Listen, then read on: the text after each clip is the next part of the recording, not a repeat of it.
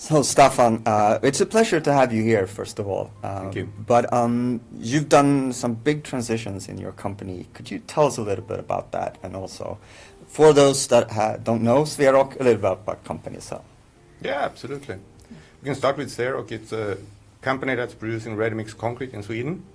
We're a part of the Peab group, and we have 42, 43 plants in Sweden, all over Sweden from the north to the south.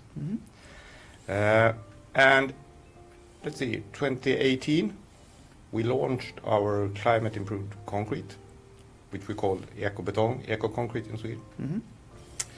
And yeah, it worked pretty well. Got sold a little bit of it. And we started off like around 20% of our total volume were eco-concrete in some form. And then in 1st of April, since the 1st of April 2024, we made a switch and said, if you want to buy concrete from Swerock, you are going to get a climate improved concrete. So we made eco-concrete our standard product in our assortment.